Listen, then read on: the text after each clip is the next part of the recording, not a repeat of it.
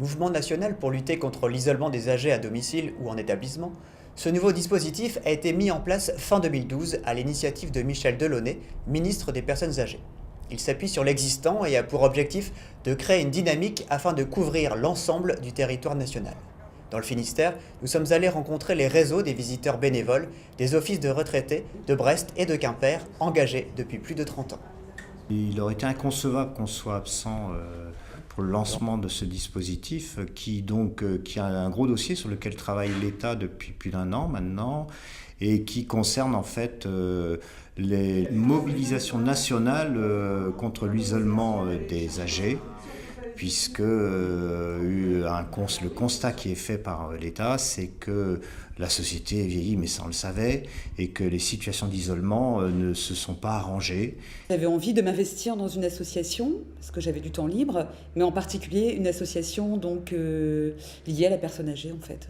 En fait, j'étais le premier homme à intégrer un réseau d'une vingtaine de dames.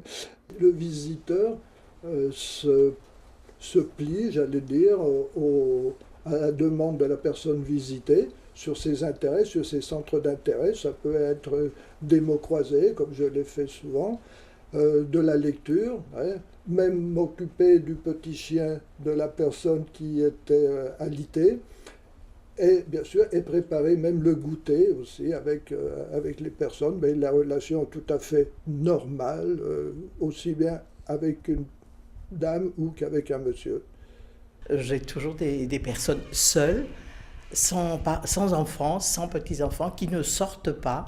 Et donc, on échange beaucoup. Elles me parlent de leur passé. Et je pense que moi aussi, je leur apporte des nouveautés. Je visite deux personnes, une personne en EHPAD et une personne à domicile. Donc ce sont deux visites très différentes.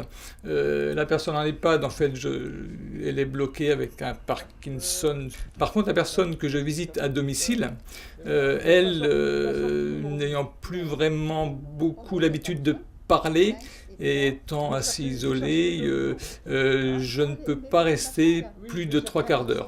Donc si elle est satisfaite en 3/4 d'heure, je suis content. Si c'est en 1 heure, je suis content. De toute façon, je suis content dès qu'elle est satisfaite. À la mairie de Saint-Paul-de-Léon, une initiative innovante a été mise en place pour rompre l'isolement des personnes âgées et leur permettre d'échanger sur leur quotidien et se donner des nouvelles. Donc on a mis en place ce qu'on appelle le téléphonage et c'est Janine qui en a la responsabilité. C'est une manière simple de communiquer avec les personnes qui sont chez elles et ça permet d'avoir un contact sans déranger forcément d'une manière importante la personne.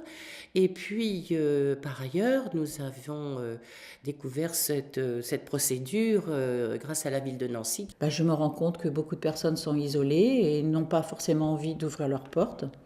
Donc à travers le téléphone, elles se dévoilent davantage et puis de là, après, je peux évidemment les rencontrer si elles le souhaitent, mais dans un premier temps, c'est par téléphone que ça se passe et c'est bien parce que je sens le sourire au bout du fil et ça c'est important. Je peux entendre une personne vraiment très mal et à ce moment-là, je peux la guider vers d'autres personnes qui sont susceptibles de l'aider davantage encore. Donc ça ne reste pas, c'est pas clos si vous voulez.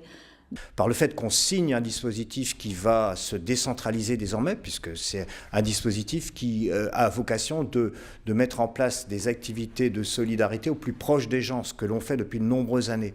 Donc en ayant signé cette charte nationale, en fait, on se retrouve en fait pointé au premier rang avec nos collègues brestois sur le Finistère comme étant les interlocuteurs incontournables sur cette question.